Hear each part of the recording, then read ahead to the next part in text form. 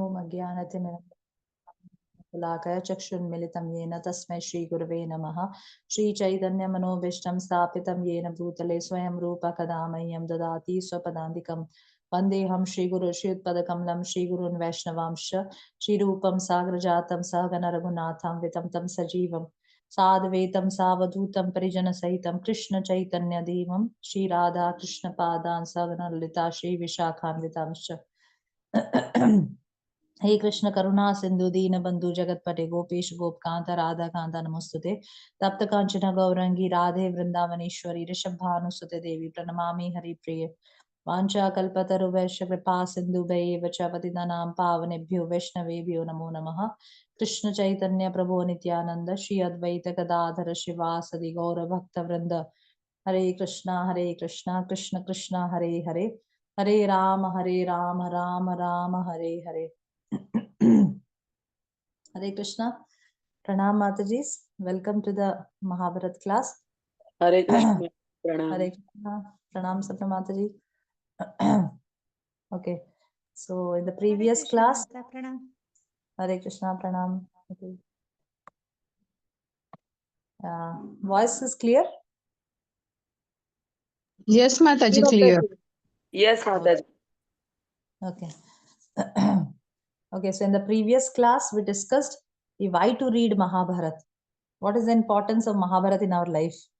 Okay, तो हमने कुछ डिस्कस किया था पिछले क्लास में कि भक्ति के साथ वर्णाश्रम धर्म का शारीरिक जो धर्म है, हमारी जो प्रिस्क्राइब जो ड्यूटीज है, depending upon the body that we have acquired, whether it's a female or a male or cat or a dog, any body which we have acquired, तो वो हमें उसे अनुसार हमें अपने नियत कर्तव्य का पालन करना अति अनिवार्य है जब तक हम शुद्ध भक्ति के स्तर पर नहीं पहुंच पाते, जब तक हमारे अंदर स्पॉन्टेनियस अट्रैक्शन कृष्ण के नाम कीर्तन गुण में नहीं आ जाता, तब तक हमें अपने धर्म का नियत कर्तव्यों का जो शारीरिक नियत कर्तव्य है शास्त्रों के विधि विधानों के अनुसार पालन करना अति अनिवार्य है। इसीलिए हमें महाभारत पढ़ना चाहिए, क्योंकि जो धर्म अर्थ काम मोक्ष को फोकस करके हमें शिक्षाएं देता है।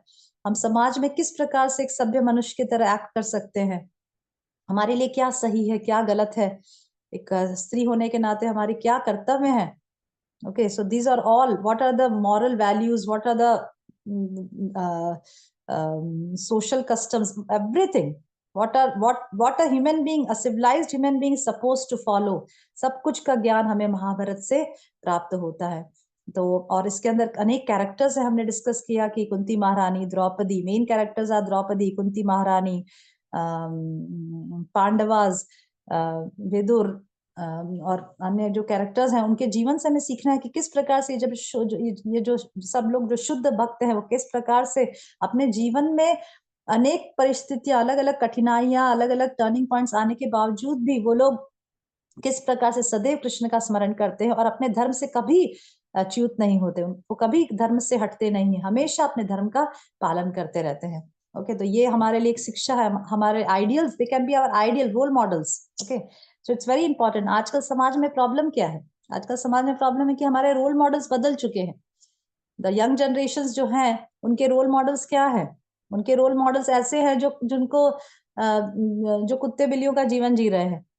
ओके, ऐसे रोल मॉडल्स अगर हमने अपने जीवन में रखे हैं तो किस प्रकार से हम अपने जीवन को एक आदर्श क्या बोलते हैं मनुष्य जीवन बना पाएंगे, एक आइडियल एग्जाम्पल सेट कर पाएंगे जब हमारा रोल मॉडल ही गड़बड़ है। ओके, इसीलिए प्रभुपाद भी कहते हैं, श्रीमद् भागवतम के एक तात्पर्य मैंने शेयर भी किया था ग्रुप में, कि प्रभुपाद कहते हैं कि जब प्रभुपाद वहां पे पार्वती जी और देवहूति का मेंशन करते हैं, तो प्रभुपाद कहते हैं कि हमें each and every lady should follow in the footsteps of these ladies. Okay, तो हम सभी को अपने आइडियल रोल मॉडल्स ऐसे बनाने चाहिए जिन्होंने अपने जीवन को पूरी तरह से भगवान को शरणागत किया, जो भगवान के शुद्ध भक्त हैं, वो किस प्रकार से स्त्री का धर्म का पालन करते हैं, ऐसे लोगों को हमें अपने आइडियल मॉडल्स बनाना है, क्योंकि हमें उन्हीं के पद चिन्हों पर चलकर शुद्ध भक्ति का शुद्ध भक्ति में प्रवेश करना है, शुद्ध भक्ति का पालन करना है। We have to practice pure devotional service by following in their footsteps. Okay, so this is our aim in studying Mahabharata, कि we should know dharma. Okay, आजकल पूरा समाज में क्यों कैस है? क्योंकि रामायण महाभारत को जो हमारा जो मेन आधार है, जो भारतीय संस्कृति का जो मेन ग्रंथ है रामायण और महाभारत, कितने लोग पढ़ते हैं? यस रचना माता जी, कितने लोग रामायण और महाभारत पढ़ते हैं? कितने कितने बालकों को हम रामायण महाभारत पढ़ाते हैं स्कूल्स में, कॉलेजेस में? किसी को भी नहीं, किसी को ज्ञात नहीं कि रामायण में क्या लिखा है, किसका महाभारत में क्या लिखा है। Okay, so it's a duty of each and every mother that we should teach from the beginning. जब बच्चा छोटा होता है तो उसको बेकार की व्यर्थ की स्टोरीज ना सुनाए, तो रामायण और महाभारत के कैरेक्टर्स से उसको ज्ञान दे, उसको शिक्षा दे, उनके रोल मॉडल्स वो बनना चाहिए कि हर पथ पर युधिष्ठिर महाराज ने कैसे एक्ट किया, कुंती महारानी कैसे अपने जीवन को कृष्ण भावनामृत बनाया, किस प्रकार से वो 24 आवर्स कृष्ण का चिंतन करते रहे। इस प्रकार से ये सब लोगों से हमें शिक्षा लेनी है, ना कि कोई हीरो हीरोइंस और ये जो हॉलीवुड बॉलीवुड के कैरेक्टर्स है, नहीं, इनसे हमें कोई शिक्षा नहीं लेनी, क्योंकि ये खुद ही नरक के पथ पर चल रहे हैं। Okay, so this is why we have to learn from Mahabharata. Okay, this is what we have to learn from Mahabharata. There's so many moral values we have to learn. Social etiquettes we have to learn. Okay. So, so we'll start our next session. So before we start Mahabharat, we should offer obeisances to Narayanam Namaskrityam Naram Chaiva Narottamam Devim Saraswatim Vyasam Tato Jayam Udirayet. Okay, so when the Mahabharata is started, so first of all we should pay obeisances to Narayanam Namaskrityam Naram Chaiva Narottamam. Okay, we should first pay obeisances to Nar and Narayan. जो स्वयं कौन है नर और नारायण? नर is स्वयं Arjun and Narayan is स्वयं भगवान Krishna. So we should offer obeisances to Nara Narayan. Narayanam Namaskrityam Naram Chaiva Narottamam. सभी उत्तमम में, सभी नरों में उत्तम. Okay, that is Arjun. So we are saying that Narayanam Namaskrityam Naram Chaiva Narottamam Devim Saraswatim. Third is we should pay obeisances to Saraswati Devi. Why Saraswati Devi? Because she is the goddess of learning. ठीक है, जब हम देवी सरस्वती को प्रणाम करते हैं, पढ़ने से पहले प्रणाम करते हैं, तो हमें विद्या, हम पढ़ तो सकते हैं पर वो नॉलेज हमारे हाथ में तब रिवील होता है जब सरस्वती देवी जी का हमारे ऊपर आशीर्वाद होता है. ओके, तो हम दैट्स व्हाई वी पे ऑबेसेंसेस नारायण नमस्कृत्यम नरम चैव नरोत्तमम देवीम सरस्वतीम व्यासम ततो जयमुदीरे. फिर then we offer obeisances to Vyasadeva who is the compiler of Mahabharata. Okay, so this is how we pay obeisances to all these personalities before we start reading Mahabharata. Narayan, Devi Saraswati and Vyasadev. Okay, and Tato Jayam Udire. Jaya means, Jaya refers to Ramayana and Mahabharata. जो जय शब्द इस श्लोक में आया है, that refers to Ramayana and Mahabharata. Okay, so this is how we start the Mahabharata, by paying obeisances to all these personalities. Okay, so we'll start now we'll enter into Mahabharata. तो once upon a time, एक जैसे story start होती है, बच्चों को story सुनाते हैं, once upon a time there used to be some. उसी प्रकार से महाभारत की भी स्टोरी ऐसे स्टार्ट होती है, once upon a time. एक समय की बात है कि जब नैमिषारण्य में सभी ऋषि मुनि इकट्ठा हुए थे. Okay, so Naimisharanya, what is the story behind Naimisharanya? Naimish Aranya. Aranya means forest, Naimish. So there is a story behind Naimisharanya कि एक बार सभी देवता लोग ब्रह्मा जी के पास गए और कहे कि भाई कलयुग अप्रोच हो रहा है, कलयुग आने वाला है, घोर कलयुग आने वाला है, हम कलयुग के बेनिफिट के लिए, कलयुग के जीवों के कल्याण के लिए यज्ञ करना चाहते हैं, पर कहाँ करें? कुछ ऐसा स्थान बताइए कि कहाँ करें, इस पृथ्वी पर कहाँ करें हम यज्ञ, कहाँ करने से सब पूरे ब्रह्मांड में इफेक्ट होगा. तो इस प्रकार से देवताओं ने ब्रह्मा जी से पूछा. तो ब्रह्मा जी ने एक व्हील लिया, और जो व्हील का जो गोल पार्ट होता है दैट इज कॉल्ड नैमिश. ठीक है, तो ब्रह्मा जी ने देवताओं से कहा कि जैसे ही ये जिस जगह ये व्हील गिरे, ये चक्र गिरे, वहां पे ही तुम यज्ञ करना. ओके, तो इस प्रकार से ब्रह्मा जी ने जब ये व्हील फेंका, तो जिस जगह, ये जगह Naimisharanya, that is the place where this wheel has fallen. Okay, तो that is why it's called Naimish, because जो व्हील का जो आउटरी कवर है दैट इज कॉल्ड नैमिष, और अरण्य means forest, so that was a forest and it's called Naimisharanya. Okay, so it is a hub of the universe. Brahma ji ने Naimisharanya, what is Naimisharanya? It's the hub of the universe. What is the meaning of hub of the universe?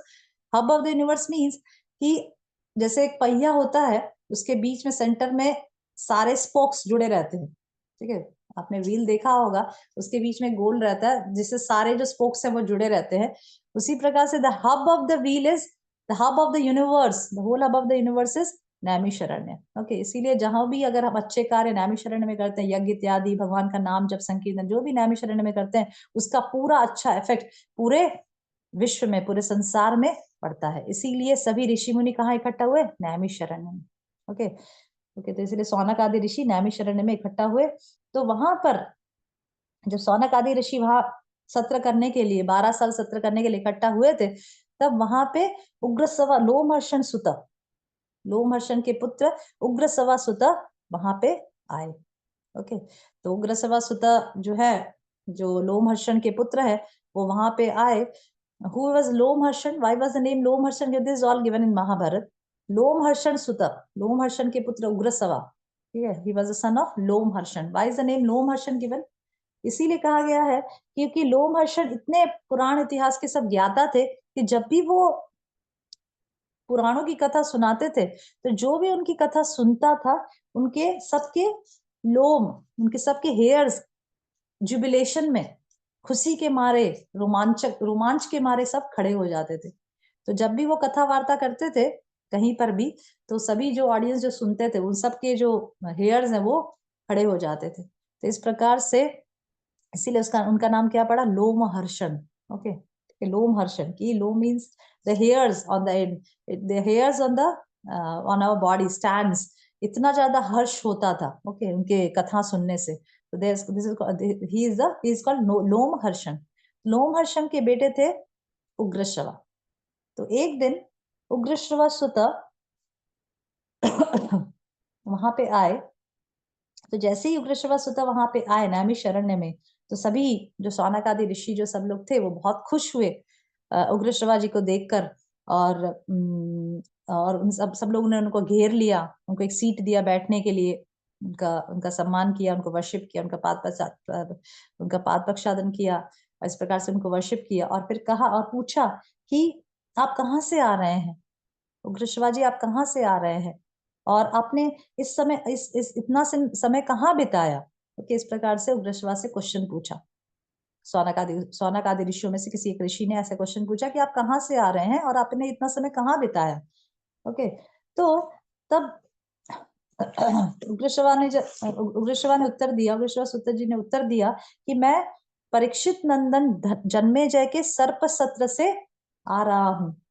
ठीक है, मैं परीक्षित नंदन जन्मेजय के सर्प सत्र में गया हुआ था, मैं वहां से आ रहा हूँ। ठीक है, तब who is Janamejaya? Janamejaya is the son of Parikshit Maharaj. Janamejaya is the son of Parikshit Maharaj. Who is Parikshit? Is the son of Uttarayan Abhimanyu. Okay, Parikshit is the son of Uttarayan Abhimanyu ना, and the son of Parikshit is Janamejaya. तो जन्मेजय ने एक सर्प सत्र किया था। सर्प सत्र means what is the meaning of sarpa satra? Anybody knows sarpa satra? Anybody has idea of this sarpa satra? What is sarpa satra? यज्ञ में सर्पों की आहुति देना। यज्ञ yes किया था ना, यज्ञ किया था ना। yes, तो ये बहुत बड़ा यज्ञ था सर्प सत्र का, जिसमें जन्मेजय ने क्या, क्योंकि जन्मेजय के जो पिता थे परीक्षित महाराज, उनको श्रृंगी ने श्राप दिया था कि 7 दिन के बाद तक्षक नाग आएगा और आपको डस जाएगा और आप भगवत धाम चले जाएंगे। ओके, तो जन्मेजय को बहुत क्रोध था, सांपों के ऊपर बहुत क्रोध था कि इन्होंने मेरे पिता का डस के मेरे पिता को मार डाला। इस प्रकार से उनको क्रोध था। तो इस क्रोध के वश उन्होंने एक सर्प सत्र रखा, जिसमें अनेकों सर्प, सभी पूरे दुनिया से सर्प गिर रहे थे, धड़ धड़ धड़ धड़ गिर रहे थे। ओके, उसके बाद ये स्टोरी महाभारत में ही आती है डिटेल में, हम आगे डिस्कस करेंगे इस सर्प सत्र के बारे में। ओके, तो ये सी सर्प सत्र में उग्रश्रवा जी ने कहा सौनक आदि ऋषियों से कि मैं ये सर्प सत्र में गया था, जन्मेजय के द्वारा जो आयोजित था वो सर्प सत्र में गया था, और फिर वहां से मैंने अनेक धार्मिक स्थलों में घूमा। मैं समंत पंचक भी गया, कुरुक्षेत्र जो समंत पंचक के नाम से जाना जाता है, मैं वहां भी गया और अनेक धार्मिक स्थलों में गया। और फिर जब मुझे पता चला, फिर मैं लौटते घूमते हुए नैमिषारण्य में आया हूँ और तब मुझे पता चला कि आप यहाँ पे सब यज्ञ कर रहे हैं, तो मैं आप सब लोगों से मिलने के लिए आया हूँ। ओके, तो ये सब सुना। अच्छा हाँ, एक और चीज कि जब परीक्षित महाराज उग्रश्रवा जी ने कहा कि जब मैं परीक्षित महाराज नंदन जन्मेजय के सर्प सत्र में गया था, तो वहां मैंने वैशंपायन के मुख से मैंने श्री कृष्ण द्वैपायन व्यास के द्वारा निर्मित महाभारत ग्रंथ के अनेक कथाएं सुनी। मतलब मैंने महाभारत सुना। वैशंपायन जो कौन है? वैशंपायन जो व्यास देव के शिष्य हैं। ठीक है, व्यास देव के अनेकों शिष्य हैं, उसमें एक वैशंपायन भी हैं। जैमिनी ऋषि भी व्यास देव के शिष्य हैं। तो ऐसे व्यास देव ने अपने अनेक जो शिष्य थे उनको महाभारत सुनाया था। तो इस प्रकार से वैशंपायन ने जन्मेजय के सर्प सत्र में वैशंपायन भी आए थे और वो जब थोड़ा सा समय जब यज्ञ बंद रहता था तब वैशंपायन सभी को क्या बोलते हैं, महाभारत की कथा सुनाया करते थे। तो उसमें उग्रश्रवा जी भी मौजूद थे। तो उग्रश्रवा जी ने वैशंपायन के मुख से महाभारत सुना। तो ये चीज उग्रश्रवा जी ने सौनक आदि ऋषियों को बताई। तो सौनक आदि ऋषि तो बहुत खुश हुए, क्योंकि वो जानना चाहते थे। क्योंकि इसमें क्या है कि कलयुग का जो कलयुग जो आगे आने वाला है, उसमें लोग स्टोरीज के माध्यम से वेदों में जो अनेकों जो शिक्षाएं हैं, ओके, वेदों में जो अनेक शिक्षाएं हैं उसको, क्योंकि कलयुग के जीव, जैसे हमने पिछली क्लास में डिस्कस किया था, कलयुग के जीव मंद भाग्य, बहुत लेस इंटेलिजेंट रहेंगे, शॉर्ट लिव्ड रहेंगे, बहुत कंफ्यूज रहेंगे, मिसगाइडेड रहेंगे। तो उनको स्टोरीज के माध्यम से हम अच्छी तरह से उनको वेद की शिक्षाओं को समझा सकते हैं। ओके, तो इस प्रकार से जो सौनक आदि ऋषि थे वो लोग भी बहुत इच्छुक हुए कि हमें भी महाभारत की कथाएं सुनाइए। ओके, तो इस प्रकार, तो वहां से उग्रश्रवा जी ने महाभारत सुनाना प्रारंभ किया कि भाई ठीक है, वो लोग इच्छुक हैं कि हमें अलग अलग प्रकार से स्टोरी सुनाइए। तो वहां से शुरू किया। ठीक है, तो अभी उग्रश्रवा जी कहते हैं कि एक बार जब व्यासदेव हिमालय की तलेटी पे बैठे थे, तो उन्होंने देखा, ध्यान में बैठे थे, तो उन्होंने देखा कि कलयुग आने वाला है जहां पर लोग बहुत ही अधर्मी और सब पापी और सभी प्रकार का अधर्म करेंगे और बहुत कोई गुरु के पास जाके शिक्षा नहीं लेगा। और इस प्रकार से बहुत ही खराब हालत जब कलयुग के लोगों की देखी, तब व्यासदेव ने सोचा कि अभी मुझे इस कलयुग के लोगों के लिए कुछ करना चाहिए। तो उन्होंने वेदों का विभाजन किया। ओके, वेदों का 4 भाग में विभाजन किया, ऋग्वेद, सामवेद, यजुर्वेद और अथर्ववेद। ओके, तो इस प्रकार से 4 भाग में विभाजन किया और बाकी जो वेद में जो बाकी जो बचा, वो जो 4 वेद में नहीं आ पाया, उससे उन्होंने इतिहास और पुराण बनाए। ठीक है, तो इस प्रकार से वेद व्यास ने महाभारत की भी रचना की, स्त्री, शूद्र और द्विजबंधु के लिए। हमने पिछली क्लास में देखा था कि जो लोग वेदों की भाषा को नहीं समझ पाएंगे, उनके लिए व्यास देव ने महाभारत की रचना की। ओके, तो इस तरह से महाभारत में टोटल 1 लाख श्लोक हैं। जो हमारे पास जो उपलब्ध महाभारत है, जो पृथ्वी पर जो महाभारत उपलब्ध है, उसमें टोटल 1 लाख श्लोक है। ओके, एज सच महाभारत में टोटल 60 लाख श्लोक है। ठीक है, जो महाभारत की रचना व्यास देव ने जो की है, उसमें टोटल कितने श्लोक हैं? 60 लाख। ठीक है, उसमें से 30 लाख देवलोकों में दिया, 15 लाख पितृलोकों में दिया, 14 लाख गंधर्व लोकों में दिया और 1 लाख श्लोक पृथ्वी लोक में दिया। इस प्रकार से महाभारत को डिवाइड किया है। समझ रहे? टोटल महाभारत में 60 लाख, जो महाभारत जो व्यास देव ने रचना की, उसमें टोटल 1 लाख वर्ष नहीं है, 60 लाख वर्ष है। ओके, और इस प्रकार से 30 लाख देवलोक में, पितृलोक में 15 लाख, 14 लाख गंधर्व लोकों में और 1 लाख पृथ्वी लोक के वाले मनुष्यों के लिए उपलब्ध कराया है। ओके, तो हम लोग ऐसा, हमें तो 1 लाख ही मुश्किल लग रहा है। 1 लाख श्लोक भी हम लोग परेशान हो रहे हैं, अरे यार इतना बड़ा ग्रंथ है, इतना बड़ा ग्रंथ है। इतने दे 30 लाख दे देते या 60 लाख दे देते तो क्या हो जाता हमारे मैं तो माता जी, तो हरे इतना कृष्ण माता सब। जी, यस हरे मैडम। कृष्ण माता जी। 30 लाख देवलोक में, 15 लाख पितृलोक में, 13 लाख, हाँ 14 लाख गंधर्व, 14 14 लाख लाख। गंधर्व लोक में, हाँ, और 1 लाख पृथ्वी लोक में। ऐसे टोटल 60 लाख श्लोक हैं एक्चुअली। ये ओरिजिनल इससे महाभारत में ही आता है ये श्लोक, ये महाभारत से ही मैं बता रही हूँ। ये सब जितना भी जो इन्फॉर्मेशन जो दे रही हूँ वो सब महाभारत के अंदर ही दिया गया है, श्लोक के रूप में दिया है। मैं ओरिजिनल श्लोक नहीं पढ़ रही हूँ क्योंकि ओरिजिनल श्लोक पढ़ने जाएंगे तब तो बहुत समय लगे, 1 लाख श्लोक है तो बहुत समय लगेगा, इसलिए मैं उन श्लोकों के ट्रांसलेशन को ही आपको बता रही हूँ कि ऐसा दिया गया है कि टोटल 60 लाख श्लोक है। ओके, और ऐसे विभाजन किया है। ठीक है, तभी व्यास देव ने सबसे पहले महाभारत की रचना, पहले ऐसा होता था कि जो जो जैसे व्यासदेव ने श्रीमद् भागवतम की रचना की, महाभारत की रचना की, वेदांत सूत्र लिखा, तो इस प्रकार से पहले ऐसे रचना की, मतलब ऐसे नहीं कि पेपर पेन लेकर रचना करना शुरू किया, नहीं। First they used to compile it in their mind, in their heart. ठीक है, इट गेट क्या बोलते हैं, वो प्रकाशित होता था, उनके हार्ट में प्रकाशित होता था। ऐसा नहीं कि पेपर पेन लेकर लिखना शुरू कर देते, नहीं। जैसे हम जनरली ऐसा देखते हैं ना, बुक्स मतलब राइटर्स जो होते हैं वो पेपर पेन लेकर लिखते हैं, पर पहले ऐसा नहीं होता था।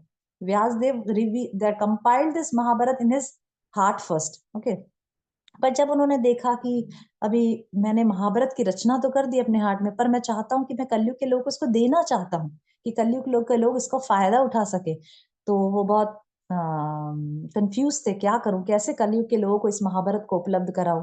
तभी वहां ब्रह्मा जी आए। ओके, तो व्यासदेव ने ब्रह्मा जी को वर्शिप किया। ब्रह्मा जी ने भी व्यासदेव की बहुत सराहना की, तुमने बहुत अच्छा, उन्हें पता चला कि व्यासदेव ने महाभारत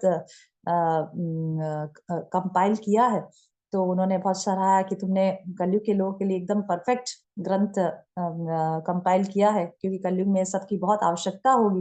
वो लोग जब अधर्म के पाथ पे चलेंगे तो डेफिनेटली मार्ग दिखाना पड़ेगा कि भाई धर्म क्या है, अधर्म क्या है।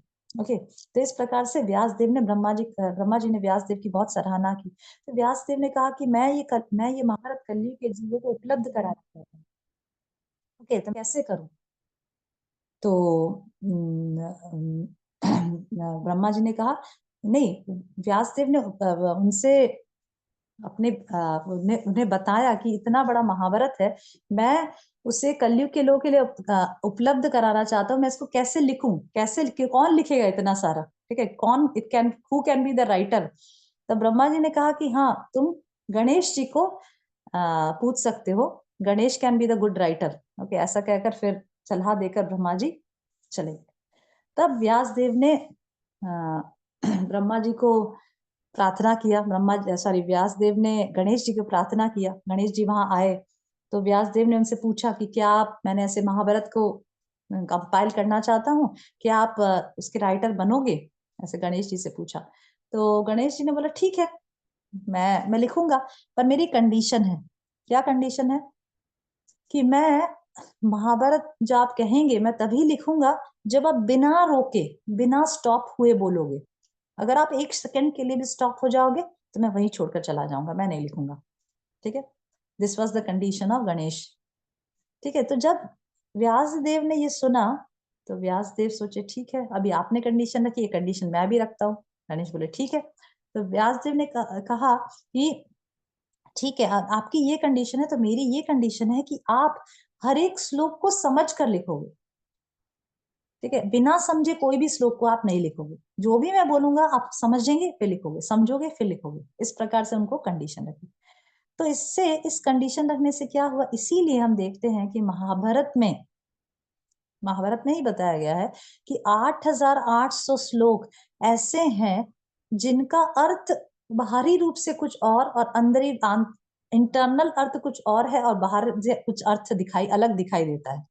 मतलब we have to take time to understand that shloka. हमें कुछ समय लगता है उस श्लोक को समझने में, क्योंकि एकदम से 15-20 श्लोक के बाद ऐसे कुछ श्लोक आ जाते हैं, they are called the knots of Mahabharata. Knots मतलब जैसे गट्ठी बन जाती है ना, जैसे कुछ खोलने जाते हैं गट्ठी बन जाती है, उसी प्रकार से they are this 8800 shlokas are considered to be the knots in Mahabharata. तो ऐसा व्यासदेव ने क्यों किया?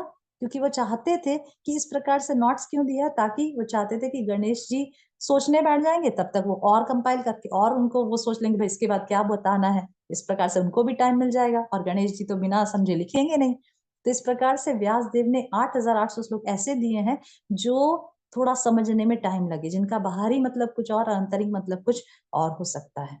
Okay, so this is the counting. Okay, तो इस प्रकार से व्यासदेव ने 3 साल में गणेश जी को कहते रहे और लगभग 3 साल में ये पूरे महाभारत की रचना हुई। ओके, तो इस प्रकार से कुछ हम ओरिजिनल श्लोक पढ़ेंगे महाभारत में से ही।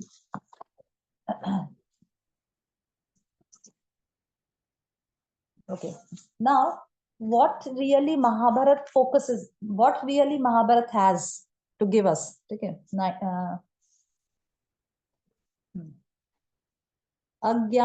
अज्ञानतिमिरन्धस्य लोकस्य तु विचेष्टितः ज्ञानञ्जन शलाकाभिर्नेत्रोन्मिलनकारकं धर्मार्थकाममोक्षार्थे समासव्यासकीर्तने तथा भारत सूर्येण नृणां विनिहतं तमः। संसारी जीव अज्ञान अंधकार से अंधे होकर चटपटा रहे हैं।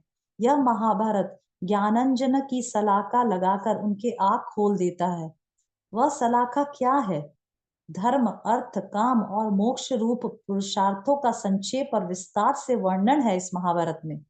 यह न केवल अज्ञान की रस्सी दूर करता है, प्रत्युत सूर्य के समान उदित होकर मनुष्यों के आंख के सामने का संपूर्ण अंधकार ही नष्ट कर देता है।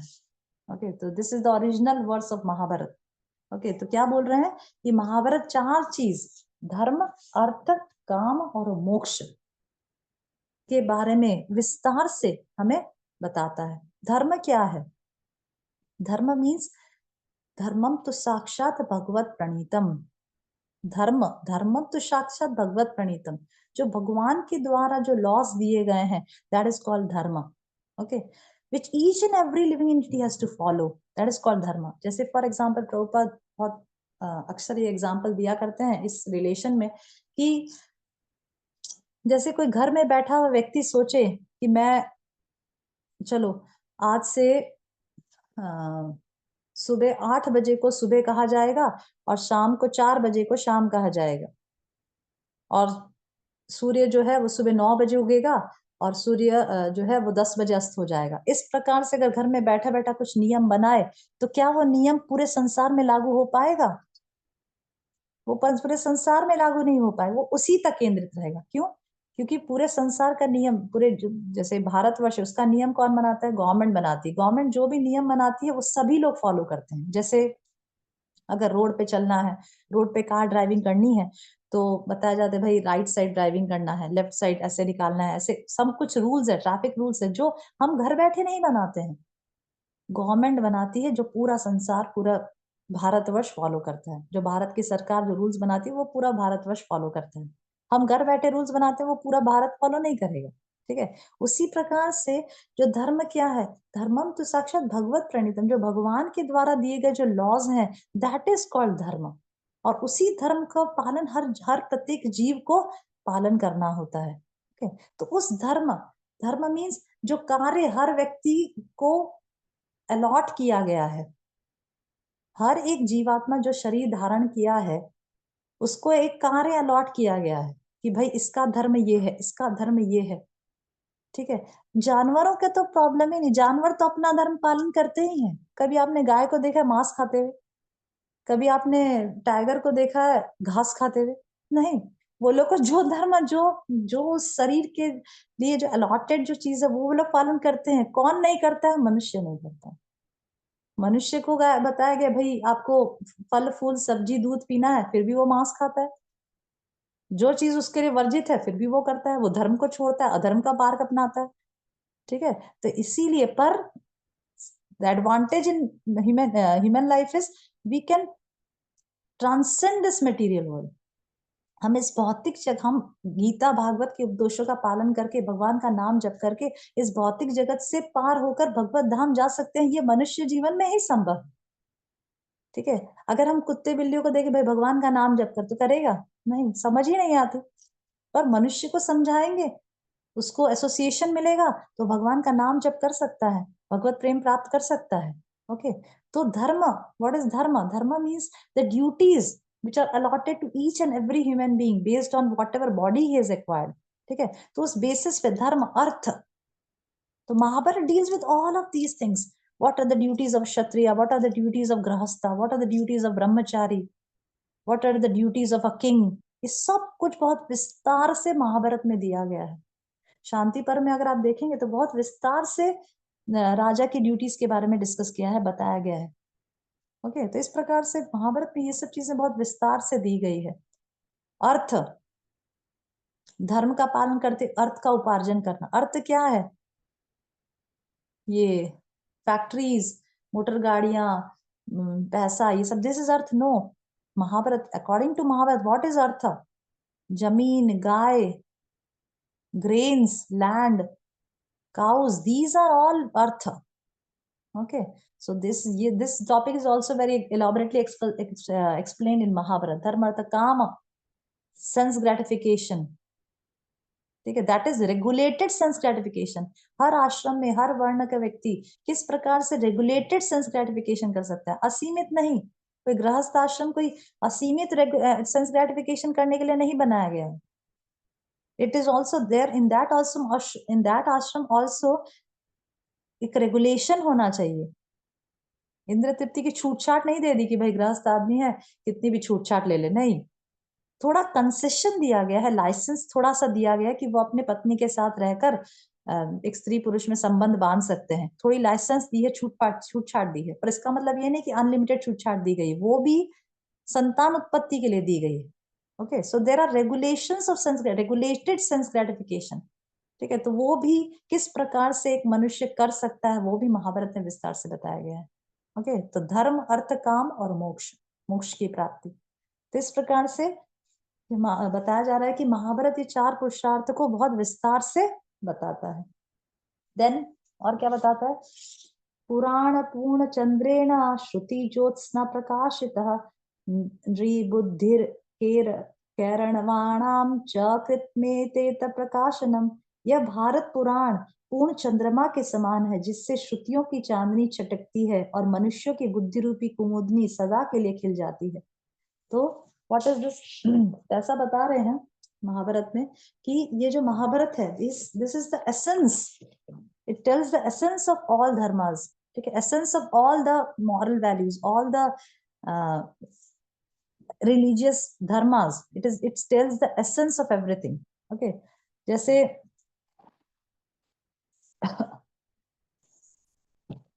इस प्रकार से महाभारत में कई प्रकार से आपद धर्म के बारे में भी बताया गया है।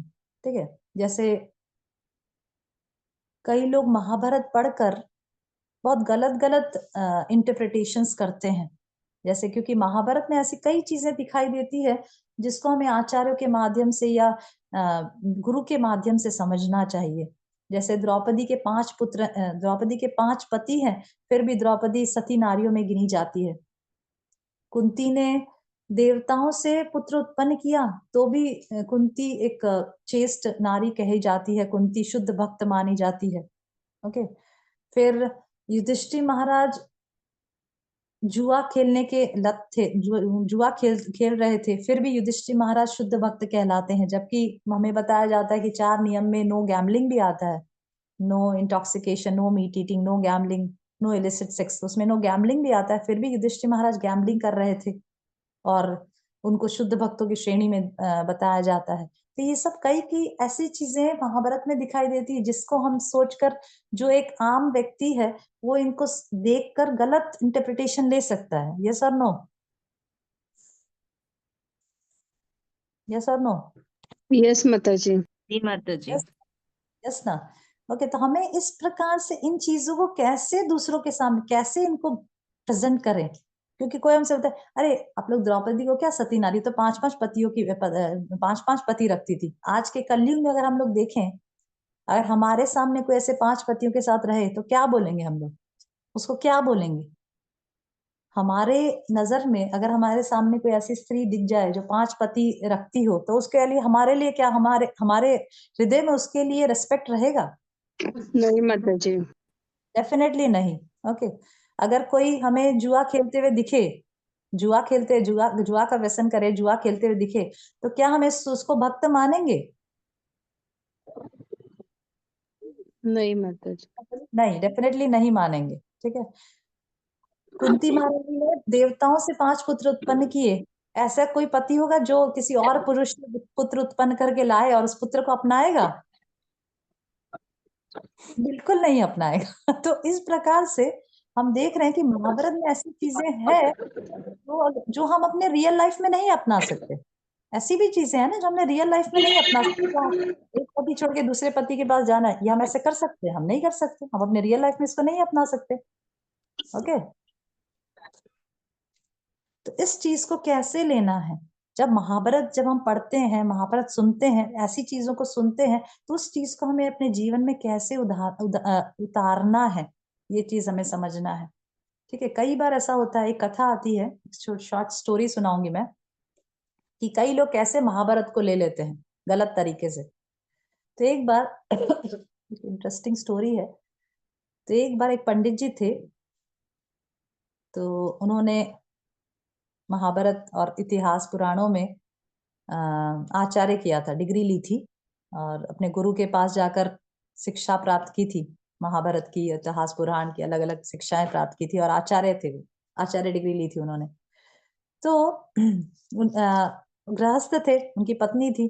तो पत्नी ने कहा कि अभी आप इतना महाभारत जानते हो, आप तो इतने ज्ञाता हो, तो अभी आप कुछ आमदनी करो, इस चीज से कुछ आमदनी करो, तो घर कैसे चलेगा नहीं तो। तो बोले ठीक है, तो राजा के पास जाओ, पूछो कि मैं किस प्रकार से इससे घर चला सकता हूँ। तो वो गए, पंडित जी अपनी वाइफ के कहने से राजा के पास गए। तो राजा के पास गए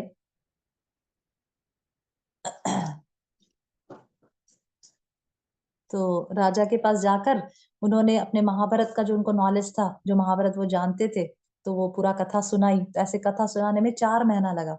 ऐसा कहा जाता है, पता नहीं, मैंने इसका कोई रेफरेंस नहीं देखा, पर ऐसा सुना है मैंने कि जिस प्रकार से परीक्षित महाराज ने सुखदेव गोस्वामी के मुख से 7 दिन भागवतम सुना था, उसी प्रकार से जन्मेजय ने वैशंपायन के मुख से 4 महीने में महाभारत सुना था।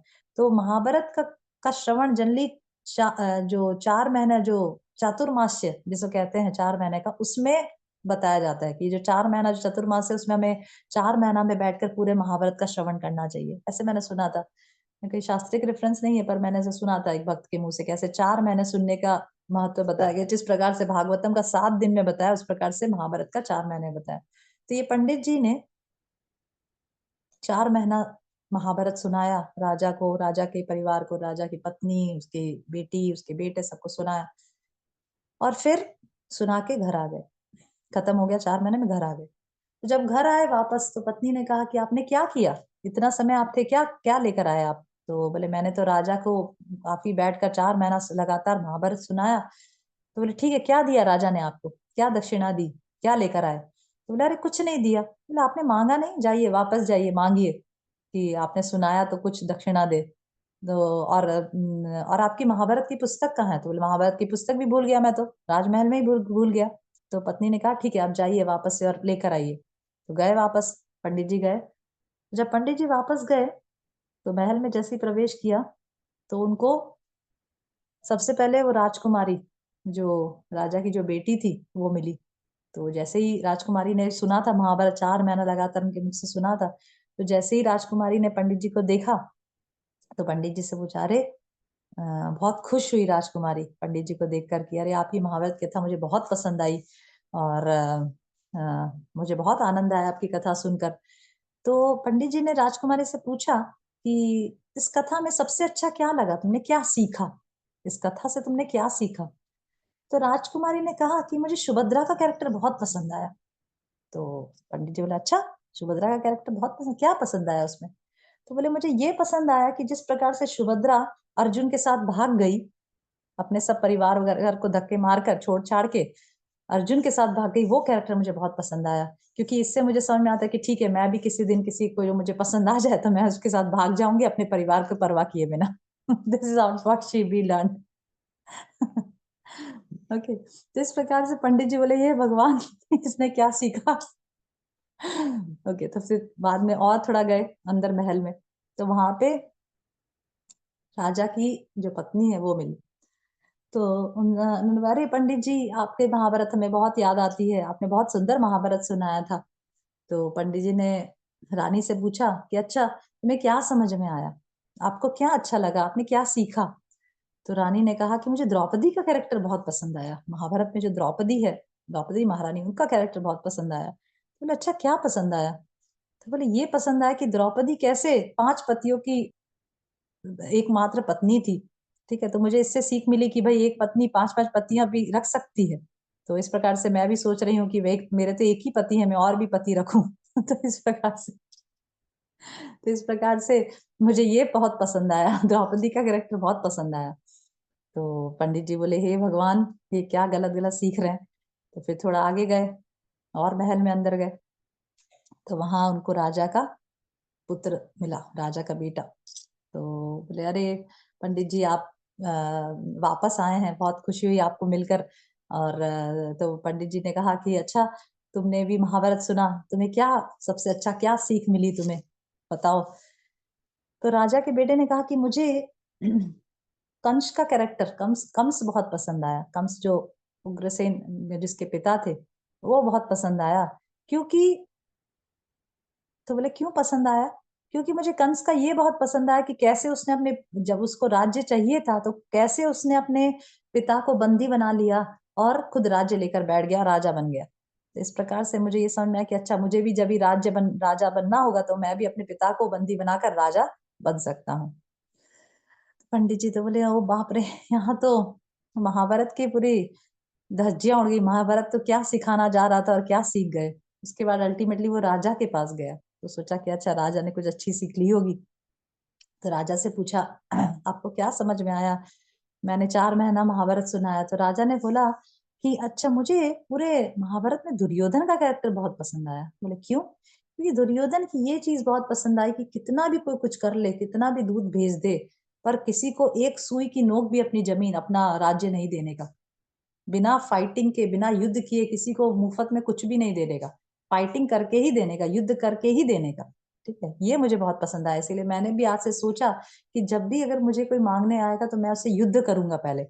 उसके बाद ही युद्ध का, अगर वो हार जाता है तभी, अगर मैं हार जाता हूँ तभी मैं उसको कुछ दूँगा। जैसे ही पंडित जी ने ये सुना, तो सोचा कि अगर मैं अभी इनसे दक्षिणा माँगूँगा कि भई मैंने 4 महीना सुनाया है, तो मुझे दक्षिणा दो। ये अगर सुनाऊँगा तो ये मुझसे भी युद्ध करने लगेंगे, मुझे भी मारेंगे। इससे अच्छा मैं चुपचाप किताब लेकर चलता हूँ। तो हरे कृष्णा करके पंडित जी वहाँ से अपना महाभारत की पुस्तक लेकर चले गए। तो इस प्रकार से हम देखते हैं कि महाभारत की कथा सुनने से हम अपने जीवन में उसको किस प्रकार से ले रहे हैं, वो बहुत इम्पोर्टेंट है। गलत इंटरप्रिटेशन की वजह से हम उसको गलत तरीके से भी ले सकते हैं। ओके, यस और नो? तृप्ति माता जी। ले सकते हैं माता जी। यस, क्योंकि इसमें क्या है कि महाभारत में कुछ आपद धर्म भी बताए गए हैं, ठीक है? कुछ एक्सेप्शनल रूल्स भी बताए गए हैं, जो एक्सेप्शंस हैं। जैसे फॉर एग्जांपल, अगर हम देखें कि द्रौपदी 5 पतियों की पत्नी 5 पतियों की पत्नी थी, भई हम इसको किस प्रकार से ग्रहण करें? तो हमें ऐसे इस प्रकार से इसको लेना है, अगर कोई हमें ऐसा कहता है, तो हमें इस प्रकार से इसको लेना है कि सबसे पहला तो जो द्रौपदी के जो 5 पति थे, ठीक है? वो एक्चुअली सब एक ही थे, वो इंद्र ही थे। वो पाँचों पांडव जो थे वो इंद्र ही थे, सब इंद्र के एक-एक अंश थे, ठीक है? ऐसे शास्त्र बताता है, आचार्य बताते हैं कि जो, क्योंकि इंद्र देवताओं का राजा है, तो राजा, क्योंकि वो देवताओं का राजा है, तो उसके अंदर वरुण देवता, वरुण नहीं, वायु देवता, जो भीम जो थे वो वायुदेव के अंश थे। तो इंद्र के अंदर ही वायुदेव, धर्मराज, फिर अश्वनी कुमार, ये सब का अंश अंदर मौजूद है और उसी अंश के विस्तार हैं ये सब लोग। भीम, अर्जुन, नकुल, सहदेव, युधिष्ठिर, ये सब उन्हीं के विस्तार हैं।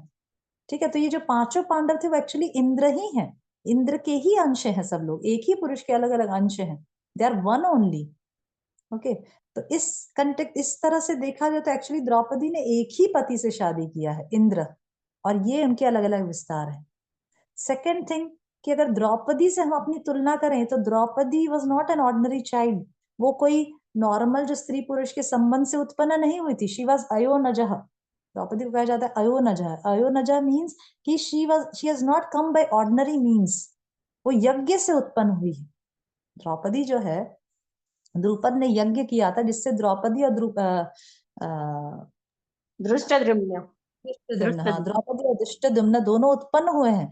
तो वो कोई हमारे तरह ना साधारण स्त्री नहीं है कि जैसे साधारण बालक उत्पन्न होते हैं तो द्रौपदी वैसे उत्पन्न हुई है, नहीं।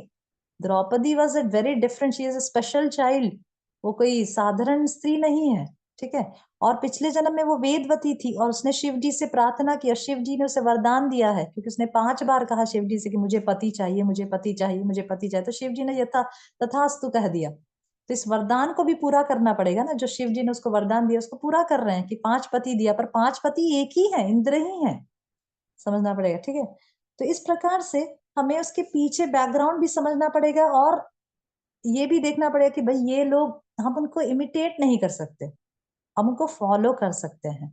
We cannot imitate them because they are different, they are special souls. हम लोग इतना, we are just ordinary living entities, हम लोग ना साधारण जीव हैं जो नॉर्मल इस भौतिक जगत में उत्पन्न होते हैं, स्त्री पुरुष के संबंध से उत्पन्न होते हैं। हमारे जो मलिन चेतना है, प्रॉब्लम एक्चुअली क्या है कि कलयुग में हर जीव इतना ज्यादा हृदय में कलमश भरा है, इतना इंद्र तृप्ति में वो लिप्त है कि हर चीज वो अपने दूषित हृदय से देखता है। हमारा जो हृदय है जो इतना दूषित हो चुका है, काम, क्रोध, लोभ, मोह, ये सब से इतना दूषित हो चुका है कि कोई भी स्त्री पुरुष को देखते हैं तो हमें वही विचार आता है, अच्छा ये शारीरिक संबंध है इनके अंदर, ये मतलब whenever we see anybody, even शास्त्रों में भी किसी को देखते हैं, द्रौपदी, कुंती माता, हम यही ध्यान रखते हैं कि अच्छा इसका इसके साथ शारीरिक अट्रैक्शन होगा। There is nothing like sense gratification. Okay, जब कुंती महारानी का भी जब देखते हैं हम लोग कि she obtained because her husband was cursed, Pandu was cursed ना, पांडु को तो कर्स था। ठीक है, तो she could not बिगेट a child. तो कुंती महारानी ने याद किया कि भाई उन्हें वरदान मिला हुआ है, दुर्वासा मुनि ने उनको, जब वो छोटी थी तो उन्होंने बहुत अच्छे से दुर्वासा मुनि की सेवा की थी। ओके, तो इस सेवा भाव से प्रसन्न होकर दुर्वासा मुनि ने कुंती महारानी को वरदान दिया था कि तुम जिस भी देवता का आह्वान करोगी वह देवता तुम्हें पुत्र देंगे, पुत्र पुत्र तुम उस देवता से पुत्र प्राप्ति करोगी। तो वो छोटी बालिका थी, छोटी बच्ची कैसे होती है, तो जस्ट टेस्ट करने के लिए उसने सूर्य देव की उपासना की, सूर्य देव का आह्वान कर लिया। अभी क्योंकि वो तो दुर्वासा जी का वरदान है तो वो तो खाली नहीं जाएगा, तो सूर्य देवता ने उसे पुत्र दिया। इसका मतलब ये नहीं, क्योंकि ऐसा बताया जाता है कि जो देवता होते हैं वो 5 प्रकार से संतान दे सकते हैं, या तो वो संकल्प से दे सकते हैं, या वाणी से दे सकते हैं। अगर जैसे सिर्फ देवता अगर ऐसा भी बोले ना कि तुम्हें संतान उत्पन्न हो जाए, तुम संतान, तुम्हें पुत्र प्राप्ति हो, ऐसे सिर्फ वचन से भी अगर बोल देंगे ना, वाणी से, तो भी व्यक्ति को संतान पैदा हो सकता है। ठीक है, जरूरी नहीं कि बस कलयुग में जिस प्रकार से संतान पैदा होती है उसी प्रकार से देवता लोग दे, नहीं, सिर्फ स्पर्श मात्र से भी संतान दे सकते हैं, वाणी से संतान दे सकते हैं, संकल्प मात्र से संतान दे सकते हैं, सिर्फ ग्लैंसिंग से, सिर्फ देखने से मात्र से संतान दे सकते हैं, और 5वां है नॉर्मल जो संतान उत्पत्ति करने का तरीका, फिजिकल, उस तरह से संतान दे सकते हैं। तो इस 5 प्रकार से देवता लोग व्यक्ति को संतान दे सकते हैं। ओके, तो कुंती महारानी जब देवताओं से संतान उत्पन्न करी तो देयर वाज नो कंटामिनेशन, उनकी चेस्टिटी बिल्कुल भी भंग नहीं हुई। ठीक है, क्योंकि देवता लोग ग्लैंस से सिर्फ जस्ट दृष्टिपात करके, सिर्फ just by glancing they can give children. Okay, तो इस प्रकार से we shouldn't take this. Problem ये है कि हम लोग कोई भी चीज देखते हैं इस प्रकार से, इसने उससे संतान उत्पन्न किया, तो हम ऐसे सोचते हैं अरे संतान उत्पन्न किया, ये चीज हमारे लिए बहुत ऐसा है कि अरे, जैसे क्योंकि हमने नॉर्मल ऐसा देखा है कि इस प्रकार से काम वासना में आकर ड्रिवन बाय लस्ट एक स्त्री एक पुरुष से संतान उत्पन्न करती है, नहीं। इसीलिए कलयुग में अगर आप देखेंगे, कलयुग में पहले एक्चुअली सतयुग द्वापर, क्योंकि आपने देखा महाभारत में ही मेंशन आता है कि व्यासदेव जी ने, माता जी, मैं यही बोल रही थी। हाँ पांडु यस, महाराज, हाँ धृतराष्ट्र। हाँ, यस, हाँ पांडु महाराज धृतराष्ट्र स्वयं ही व्यासदेव से उत्पन्न हुए हैं। व्यासदेव कौन है? व्यासदेव विचित्रवीर्य, जो पांडु और धृतराष्ट्र के जो पिता हैं उनके भाई हैं, भाई है। ठीक है, उनके बड़े भाई हैं। तो पहले के युगों में बड़े भाई या छोटे भाई से अगर भाई कैपेबल नहीं है या भाई मर गया है, भाई उपलब्ध नहीं है, तो छोटा भाई या बड़ा भाई उसकी वाइफ से संतान उत्पन्न कर सकता है, ओनली टू फॉलो धर्म। इसमें कोई काम वासना या लस्ट नहीं रहती थी कि फिजिकल अट्रैक्शन हो गया और ऐसा। पर आज के कलयुग में वर्जित है, ये कलयुग में वर्जित है। क्यों? क्योंकि कलयुग में हर आदमी काम वासनाओं से ड्रिवन है। अगर ये सब करने जाएंगे तो पूरा कैओस हो जाएगा, सोसाइटी में पूरा उथल पुथल हो जाएगा। कुछ पता ही नहीं चलेगा कौन किसकी संतान है, ठीक है। पर ऐसा पहले नहीं था। जब सत्यवती ने व्यासदेव को बुलाया कि अभी देखो मेरी जो बहुएं हैं, जो मेरी डॉटर इन लॉज है अंबिका और अंबालिका, इनको कौन पुत्र देगा, तो व्यासदेव रेडी हो गए और he gave, not out of physical attraction, समझ रहे, not out of physical attraction और लस्ट। उनकी सुंदरता से गिर नहीं गए थे अंबिका और अंबालिका से, नहीं। जस्ट टू फॉलो द धर्म कि भाई राज्य कौन बैठेगा, राजा कौन बनेगा, समझ रहे। तो ये चीज हमें समझना है, पहले से अपने जो दृष्टि, अपने जो सोच है उसको बदलना है। सब शास्त्रों को जब हम पढ़ते हैं, अरे कुंती महारानी कैसी थी, उसने दूसरा, और दूसरा प्रश्न ये भी उठ सकता है कि भाई कुंती महारानी ने देवताओं से पुत्र उत्पन्न किया, तो वो बच्चे पांडु के कैसे कहलाए? अरे भाई पांडु के ऐसे कहलाए कि जैसे फॉर एग्जाम्पल अगर कोई जमीन है, ठीक है, जमीन मेरी है, ठीक है, जमीन मेरी है और मैं कोई लेबरर्स रखता हूँ खेती करने के लिए उस जमीन में, ठीक है। तो जब प्रोडक्शन होता है, जब उस जमीन में प्रोडक्शन होता है, तो जो खेती कर रहा है उसका प्रोडक्शन माना जाएगा कि जिसकी जमीन है उसका प्रोडक्शन माना जाएगा? जिसकी जमीन है। की जिसकी जमीन जमीन है उसका प्रोडक्शन, हाँ जिसकी जमीन है उसका प्रोडक्शन माना जाएगा ना। तो जो स्त्री है, जो कुंती महारानी है, वो तो एक्चुअली पांडु की प्रॉपर्टी है ना, पांडु की पत्नी है वो। ये तो सिर्फ बिकॉज ऑफ धर्म दे आर डूइंग दिस। और ऐसा नहीं कि देवता लोग उसकी चेस्टिटी को भंग कर रहे हैं, नहीं। जैसे मैंने बताया कि देवता लोग 5 प्रकार से पुत्र उत्पन्न कर सकते हैं, स्पर्श से, वाणी से, संकल्प मात्र से, देख कर। तो जरूर तो वैसा नहीं हुआ कि उसकी चेस्टिटी भंग हो, नहीं। They are just giving children to Kunti महारानी, ओके। तो इस प्रकार से हम जब सुनते हैं, तो we shouldn't have a malice, we shouldn't have ill feeling for them. हमें खराब सोच से, हम लोग को इस दृष्टिकोण से उनको नहीं देखना चाहिए। क्योंकि एक बात हमेशा याद रखिए कि जो भी कैरेक्टर्स हम पढ़ते हैं, कुंती महारानी, Draupadi, Pandu, they always follow dharma. वो लोग धर्म से कभी च्युत नहीं होंगे, कभी धर्म से गिरेंगे नहीं वो लोग। कुछ भी हो जाए, पहले प्राण जाए पर वचन न जाए, ऐसे वाले सोसाइटी थी कि कुछ भी हो जाए पर हमारा वचन नहीं जाना चाहिए, हमारा धर्म नहीं गिरना चाहिए। ऐसे बहुत सारे कैरेक्टर्स, उदाहरण हम शास्त्रों में से देख सकते हैं कि कुछ भी हो जाए पर धर्म ना। पर आजकल धर्म गया भाड़ में, किसी के प्राण तक ले लें अपना सेंस ग्रेटिफिकेशन के लिए, अपनी इच्छाओं को पूरा करने के लिए एक मनुष्य दूसरे मनुष्य का प्राण भी ले लेता है। पति पत्नी को मार देती है, पत्नी पति को मार डालते हैं जान से। This is the scenario that we are, this is the society in which we are living. इतने न्यूज आते, इतने न्यूज, काम वासनाओं से तृप्त होकर एक पुरुष ने एक स्त्री को मार डाला, एक बॉयफ्रेंड ने गर्लफ्रेंड को मार डाला, पत्नी ने पति को मार डाला, पति ने पत्नी को मार डाला। This is the society in which we are living. ये तो दूर है, बहुत कोसों दूर है महाभारत की शिक्षाएं हमारे से। आप समझिए इस प्रकार की सोसाइटी में धर्म का प्रचार कितना जरूरी है, कि जहां पे इस प्रकार की सोसाइटी है, स्त्रियां कोर्ट में खड़ी है डिवोर्स देने के लिए, मेरा पति बेकार है, पति बोल रहा है मेरी पत्नी बेकार है।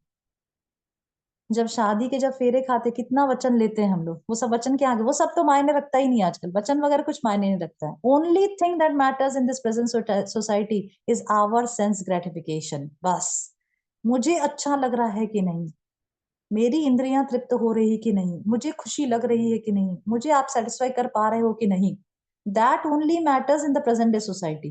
बाकी सब चीजें गई भाड़ में, धर्म अधर्म गया भाड़ में। एम आई राइट? गोपी राधा माता जी। जी माता जी, अभी कंडीशन तो ऐसी ही है समाज की। यस, इसीलिए ये सब जो शिक्षाएं जो है महाभारत रामायण, ये सब जो शिक्षाएं वो हमें प्रेजेंट जनरेशन को देना है। कौन देगा? अगर हम नहीं देंगे, डिवोटीज नहीं देंगे तो कौन देगा? अगर हम डिवोटीज ही सिर्फ बोलेंगे भाई जप करो और बाकी धर्म का क्या? स्त्रियां आजकल जप के नाम पे, भक्ति के नाम पे पूरा धर्म को छोड़ रहे हैं। शारीरिक धर्म कोई पालन, वर्णाश्रम धर्म का कोई पालन नहीं करना। अरे ये सब बेकार है, सिर्फ हरि नाम जप करो। मैं आपको ये कहकर फिर हम लोग इस क्लास को कंक्लूड करते हैं। मैं प्रभुपाद का एक कन्वर्सेशन आपको पढ़ती हूँ। ये गुरु महाराज के वुमेन मास्टर्स और मदर्स किताब है। उसमें महाराज ने एक कन्वर्सेशन दिया है प्रभुपाद और उनके डिसाइपल्स के बीच में। देखिए मैं थोड़ा सा पढ़ती हूँ उसमें से क्या बोल रहे हैं प्रभुपाद। हरि शौरी, परंतु श्री चैतन्य महाप्रभु ने अपने व्यवहारिक प्रचार द्वारा उन्हें केवल हरि नाम के लिए प्रेरित किया। प्रभुपाद, यह साधारण मनुष्य के लिए संभव नहीं है। हरि शौरी, क्या केवल लोगों का हरि नाम के लिए प्रेरित करना? प्रभुपाद, हरि शौरी, उन्होंने केवल हरि नाम को ही प्रस्तुत किया था। प्रभुपाद, लेकिन हरि नाम कौन करेगा? कौन करेगा? सत्स्वरूप, लेकिन अगर वे हरि नाम नहीं करेंगे तो वे वर्णाश्रम के लिए भी प्रशिक्षित नहीं हो पाएंगे। यह सबसे आसान है। प्रभुपाद, हरिनाम जारी रहेगा, वह नहीं रुका है, लेकिन साथ ही साथ वर्णाश्रम धर्म की स्थापना भी की जानी चाहिए, जिससे कि रास्ता आसान हो जाएगा। सत्स्वरूप, इस्कॉन समुदाय से शुरुआत होनी चाहिए। प्रभुपाद, हाँ हाँ, ब्राह्मण क्षत्रिय नियमित रूप से शिक्षा होनी ही चाहिए। ये प्रभुपाद कह रहे हैं। हरिशौरी, पर यदि हमारे समुदाय में यदि हमें वैष्णव बनने के लिए प्रशिक्षित किया जाता है तो? प्रभुपाद, हाँ। हरिशौरी, तो फिर हम अपने समाज में अलग अलग विभाजनों को किस प्रकार लाएंगे? प्रभुपाद, सुनिएगा ध्यान से, वैष्णव बनना इतना आसान नहीं है। वैष्णव बनने के लिए वर्णाश्रम धर्म की स्थापना की जानी चाहिए। वैष्णव बनना इतना आसान नहीं है। प्रभुपाद बार बार कह रहे हैं, इस 2 बार स्टेटमेंट कह ले। क्या? वैष्णव बनना इतना आसान नहीं है। वैष्णव बनने के लिए वर्णाश्रम धर्म की स्थापना की ही जानी चाहिए। वैष्णव बनना इतना आसान नहीं है। उसके आगे कन्वर्सेशन मुझे याद है, प्रभुपाद कहते थे कि वैष्णव बनना इतना आसान नहीं है। अगर वैष्णव बनना इतना आसान होता तो इतने सारे फॉल डाउन नहीं होते। ये इसका आगे का कन्वर्सेशन है। I have read this conversation. मतलब अगर वैष्णव बनना इतना आसान होता, भक्त बनना इतना आसान होता, तो इतने सारे फॉल डाउन क्यों हैं? इतने सारे पतन क्यों हो रहे हैं? सन्यासियों के पतन हो रहे हैं, ब्रह्मचारियों के पतन हो रहे हैं, क्यों हो रहे हैं अगर वैष्णव बनना इतना आसान है? इसीलिए प्रभुपाद कह रहे हैं कि अगर हरिदास ठाकुर की तरह 24 आवर्स हम 3 लाख नाम जप कर सकें तो ठीक है, पर कितने लोग हरिदास ठाकुर की तरह 24 आवर्स नाम जप कर पाएंगे? कितने लोग 24 आवर्स कृष्ण का स्मरण कर पाएंगे? नहीं कर पाएंगे। सिर्फ 2 घंटा स्मरण नहीं हो पा रहा है, बाकी की जो, चलो हम कहें कि हम 2 घंटा स्मरण कर पा रहे हैं, तो बाकी के जो 23 आवर्स उसका क्या होगा? दैट मीन्स कि आप 2 घंटा हरि नाम जप करेंगे और बाकी की जो 23 आवर्स उसमें अधर्म करेंगे। यस, मतलब दैट मीन्स कि हम 2 घंटा तो हरि नाम जप करेंगे, 2 घंटा हम भक्ति करेंगे या 4 घंटा भक्ति करेंगे, 2 घंटा हम जप करेंगे, 1 घंटा भागवत पढ़ेंगे, 1 घंटा भक्तों का संग करेंगे, 1 घंटा प्रसाद सेवन करेंगे, और बाकी का समय क्या करेंगे? बाकी का समय हम अधर्म करेंगे। अगर हम धर्म नहीं करेंगे तो अधर्म करेंगे। अगर हम वर्णाश्रम धर्म का पालन नहीं करेंगे तो अधर्म करेंगे।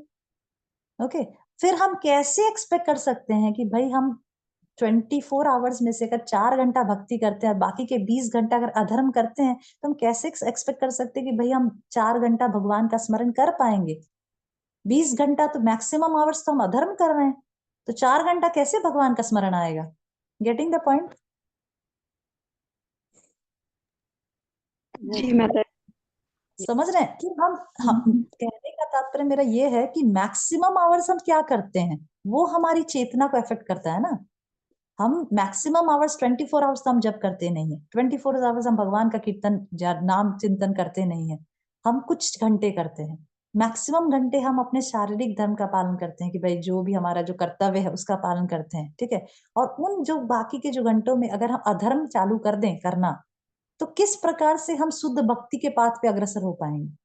अगर हम रजोगुण और तमोगुण में लिप्त रहेंगे, अधर्म मतलब रजोगुण और तमोगुण में लिप्त रहेंगे, काम क्रोध लोभ तमोगुणी रजोगुण ये सब लिप्त रहेंगे, तो किस प्रकार से हम बड़ी बड़ी ऊंची ऊंची शुद्ध भक्तों की बातें कर पाएंगे और शुद्ध भक्ति की के शुद्ध भक्त हम शुद्ध भक्त ऐसे डिक्लेयर कर पाएंगे? How can we do that? We can never do that. उसके लिए पहले हमें अपने सत्व गुण में तो स्थित रहना पड़ेगा। सत्व गुण में तो स्थापित होने के लिए धर्म का पालन करना जरूरी है। जब व्यक्ति सत्व गुण में स्थिति नहीं है तो कैसे वो नॉलेज उसको प्रकाशित होगा? किस प्रकार से ज्ञान प्रकाशित होगा हृदय में जब सत्व गुण में व्यक्ति नहीं है? ओके, तो ये इसीलिए this is all the we should understand the root cause of all the problem. Root cause हमारे इस्कॉन सोसाइटी में रूट कॉज क्या प्रॉब्लम है? प्रॉब्लम ये है कि लोग भक्ति के नाम पर अपने धर्म को छोड़ रहे हैं। अरे मैं तो भक्त हूँ, मुझे ये सब क्या पालन करने की आवश्यकता? अरे भाई तुम भक्त हो, 24 आवर्स भक्त, 24 hours you are remembering Krishna. अगर कोई इस प्रकार का क्वेश्चन हमें बोलता है कि मैं तो भक्त हूँ, मुझे ये सब कोई मैटर नहीं करता, तो सबसे पहले ये बताइए कि आप क्या 24 आवर्स हरिनाम जप कर रहे हो? डेफिनेटली नो आंसर आएगा। ठीक है, जब नो आंसर आएगा तो भैया 5 घंटा नाम जप करते हो, तो बाकी की 19 घंटा क्या करते हो? बाकी के 19 घंटा हम तमोगुण रजोगुण में लिप्त रहते हैं। अरे तो भाई बाकी के 19 घंटा तमोगुण रजोगुण में लिप्त रहेगा तो कैसे शुद्ध सत्व को पहुंचेगा? तमोगुण से सीधा शुद्ध सत्व पे जंप करना है क्या? It's impossible. ओके, तो दिस इज द थिंग कि we have to be very serious regarding following varnashrama dharma and progressing in the path of bhakti. See, मनुष्य जीवन जो प्राप्त हुआ है वो हमें यहाँ पे कितना जन्मों तक हम, मैं एक लेक्चर में सुन रही थी, बहुत अच्छा एक पॉइंट था, फिर हम लोग we will conclude, we will go for Bhagavad Gita. Okay, हम मैं सुन रही थी कि कई लोग ऐसा कहते हैं कि भाई हरि नाम जप करना है, that is a lift. That is a lift ना, सीढ़ी से ना जाकर लिफ्ट में कैसे जाएंगे? हरि नाम जप करके ना, that is a lift to go directly back from back to God. तो एक प्रभु बता रहे थे कि हम लोग जप तो कर लेते, जब तो हमें साधन पता चल गया भी जप करके भगवान के धाम जाना है। प्रॉब्लम ये है कि हम लोग लिफ्ट में ही ऊपर नीचे करते रह जाएंगे। जिस प्रकार से हमारी भक्ति चल रही है, हम जिस प्रकार से भक्ति करेंगे, इस प्रकार से डायलेमा में रहकर कि भाई हम अपने धर्म का पालन करें ना करें, इस प्रकार से अगर हमारे मन में डायलेमा रहेगा तो क्या प्रॉब्लम आएगी पता है? प्रॉब्लम ये होगी कि हम लिफ्ट में ही ऊपर नीचे, जैसे लिफ्ट का बटन दबाए, कभी 5 पे पहुंचे, कभी 3 पे, कभी 1 पे, कभी 0, कभी 5, 3, 1 पे, हम लिफ्ट से बाहर कभी नहीं निकल पाएंगे। This is our condition. Lift तो पकड़ ली, लिफ्ट में बैठ गए, पर लिफ्ट ऊपर नीचे ही करते रह गए, बटन ही दबाते रह गए, ऊपर नीचे ऊपर नीचे। क्या लिफ्ट के ऊपर नीचे ही करना है कि लिफ्ट से बाहर निकलना है? यस, शिल्पा शर्मा माधवी, लिफ्ट से ऊपर नीचे ही करते रहना कि बाहर निकलना है? बाहर निकलना है मतलब। बाहर निकलना है ना, कि लिफ्ट बस लिफ्ट बोले हरे कृष्णा जब साधन है, ये तो लिफ्ट है, हम ऊपर पहुंचे। अरे तो लिफ्ट से ऊपर नीचे नहीं करना, बाहर निकलना है लिफ्ट से हमें। बाहर निकलने के लिए तपस्या करनी पड़ेगी। अगर हमें कोई तपस्या करनी ही नहीं है तो फिर भगवत गीता में भगवान मात्रा स्पर्शास्तु कौन्तेय शीतोष्ण सुख दुखद आगम पायनो नित्यस ताम स्थितिक्षस्व भारत। हे अर्जुन, सहन करो। जब सहन करने के लिए संसार में कुछ है ही नहीं हमारे लिए, हमने तो सब कुछ रिजेक्ट कर दिया। अच्छा ये बुरा लग रहा है, ये अच्छा नहीं लग रहा, छोड़ो इसको। अरे ये खराब लग रहा है, इसको छोड़ो। अरे ये अच्छा नहीं लग रहा है, इसको छोड़ो। मैं तो अकेली ही ठीक हूँ। अरे भाई सभी कुछ छोड़ो, सभी कुछ छोड़ो करेंगे, कुछ इस सहन करने का कुछ है ही नहीं संसार में, तो फिर भगवान ने बोला ही क्यों अर्जुन को कि सहन कर? क्योंकि सहन करना है। अर्जुन ने क्या, अर्जुन को भगवान अर्जुन को माध्यम बनाकर भगवान हमें कह रहे हैं कि भाई सहन करो पर धर्म का पालन करो। अर्जुन को कहीं भी भगवत गीता में भगवान ने बोला कि धर्म छोड़ दो, अच्छा तुम्हें पसंद नहीं आ रहा छोड़ दो, कोई बात नहीं, next time will try next time, ऐसा कहा? एनीवेयर इन माता भगवत जी। गीता, एनीवेयर इन भगवत गीता अर्जुन को भगवान ने ऐसा कहा कि अर्जुन तुमसे नहीं हो पा रहा है, तुम अपने गुरुजनों को नहीं मार पा रहे हो, तुम अपने भाई बंधुओं को स्नेह करते हो, तो ठीक है तुम अपना स्नेह जारी रखो और धर्म को छोड़ो। ऐसा बोला कहीं भी? एक भी जगह ऐसा? Anywhere in Bhagavad Gita? शिल्पा शर्मा माता जी, एनीवेयर कहीं भी बोला ऐसा? नहीं माता जी। कहीं भी ऐसा नहीं कहा। क्यों? क्योंकि धर्म का पालन भगवान ने बोला करना ही है तुम्हें। और दूसरा, अपना ही धर्म का पालन करो, दूसरों का धर्म करोगे तो क्या भयावह, हाईली डेंजरस। मुझे तो यही समझ में नहीं आता। मैं देखती हूँ स्त्रियां मंदिर में ही हमारे तो काम पड़ता है, मंदिरों में स्त्रियां jeans pant T shirt trousers modern कपड़े पहन के आती है। मुझे सिर्फ ये डाउट रहता है कि स्त्रियों ने साड़ी छोड़ दी, ठीक है, स्त्रियों ने अपनी वेशभूषा छोड़ दी, साड़ी है ना उनकी वेशभूषा, स्त्रियों ने अपनी वेशभूषा छोड़ दी, पुरुष कभी भी स्त्रियों का कपड़ा पहन के नहीं जानते। पुरुष कभी स्त्रियों का कपड़ा पहन के नहीं आते, पर स्त्रियां पुरुष का कपड़ा क्यों पहन कर जाती हैं?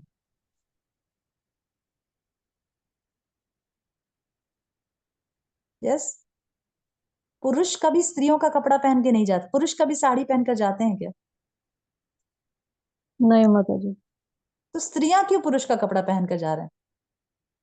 Why ladies are imitating men जब men are not imitating ladies? Equality feel करने के लिए। नहीं, तो ये चीज इक्वालिटी एक ही तरफ से है क्या? पुरुष से इक्वालिटी नहीं आ रही है, स्त्रियों को ही इक्वालिटी चाहिए, पुरुष को नहीं चाहिए क्या? स्त्रियां अपना धर्म छोड़ रही हैं। Yes, maximum contamination in the society is because of the contamination in ladies. स्त्रियों में सत्यत्व छूट रहा है, स्त्रियों में चेस्टिटी नहीं जा रही है, स्त्रियों में पोल्यूशन बहल रहा है, इसीलिए समाज में आज ज्यादा पोल्यूशन फैल रहा है। There is a hardcore urgent need कि हमें यंग गर्ल्स को प्रचार करें, यंग गर्ल्स को ट्रेन करें कि वो धर्म का पालन करें। छोटी छोटी बात पे डिवोर्स लॉज में और कोर्ट में पहुंच जाते हैं, ये मुझे पसंद नहीं, वो मुझे पसंद नहीं, ये मुझे। अरे भाई, तो सारी समस्या तुम्हें ही दे दी क्या भगवान ने? पहले जमाने में कोई समस्या थी ही नहीं। अगर पहले जमाने में इस प्रकार से डिवोर्स लॉज होते तो आज हम लोग समाज में एक सभ्य मनुष्य की तरह नहीं रह पाते। हम भी इसी का शिकार रहते कि मेरी माँ भी सेपरेटेड थी, मेरे पिता सेपरेटेड थे, मेरे माँ डाइवर्सी थी। हमारा तो ऐसा नहीं है, हम तो ऐसे फैमिली से नहीं आए ना, मुझे नहीं लगता कि यहाँ पे भी जो माता जी उपलब्ध वो ऐसे फैमिली से आए होंगे, क्योंकि पहले ऐसा ज्यादा पहले इस प्रकार का कंसेप्ट ही नहीं था दिमाग में। एवरीबडी इज गेटिंग टुगेदर, स्त्री पुरुष साथ में इकट्ठा होते थे जस्ट टू फॉलो धर्म। द मेन फोकस वॉज धर्म, नॉट द फिजिकल ब्यूटी, क्योंकि ये सब तो चले जाने वाली है। ज्यादा लंबे समय तक सुंदरता नहीं बनी रहेगी। भाई मेरी जो पत्नी वो ज्यादा लंबे समय तक सुंदर, सबको पता रहता था कि द मेन फोकस इज धर्म, टू फॉलो द धर्म, that is was the main focus. आजकल मेन फोकस तुम बहुत सुंदर हो, मैं बहुत सुंदर हूँ, तुम स्मार्ट हो, तुम हैंडसम हो, तुम ये हो, तुम वो हो, तुम बहुत अमीर हो। अरे भाई, ये सब चीजें ज्यादा लंबे समय तक नहीं चलेगी। लंबे समय तक चलेगी कि we are focused on doing our duty, क्योंकि ग्रेजुअली जब अट्रैक्शन खत्म हो जाएगा तब एक दूसरे को खराब लगने लगेंगे। तुम बेकार हो, वो बोलेगा तुम बेकार हो, तुम अच्छी नहीं हो, तुम खराब हो। ओके, सो प्रॉब्लम इज गृहस्थ, we are coming together. Devotees की बात है, devotees are coming together but gradually they are living apart. क्यों? Because the main focus was not धर्म, main focus was to gratifying our own senses. हम अपनी इंद्रियों को तृप्त करना चाहते हैं, that was the main focus. वहां समस्या थी, समझ रहे हैं? वहां समस्या थी, इसीलिए शादी से पहले बहुत ट्रेनिंग की आवश्यकता है। Training is needed. जो लड़कियां हमारे घर में हैं उनको ट्रेन करना है हमें कि इस प्रकार से उनके आइडियल रोल मॉडल्स बनाने हैं। जो स्त्रियां, जो शास्त्रों में जो दी गई वो स्त्रियां उनकी आइडियल्स होनी चाहिए, ना कि ये आज के जो प्रेजेंट लेडीज हैं जिनका कोई ठिकाना नहीं, जो 5 लड़के बदल चुके हैं, जो 5 पतियों को बदल देती हैं। ऐसे रोल मॉडल्स बना के क्या हम खुद, वो तो गड्ढे में गिरे ही, हम भी गड्ढे में गिरेंगे साथ में। Okay thank you very much. We will continue the discussion in the next class. Okay, so we already started the Mahabharata and we reached to the extent कि माता जी व्यास। क्वेश्चन था। हरे कृष्णा। yes, माता जी, ये वेदव्रती है जो रामायण से बिलोंग करती, वही है जो द्रौपदी पास टाइम में थी? हाँ, यस माता जी, यस माता जी, छाया सीता ना।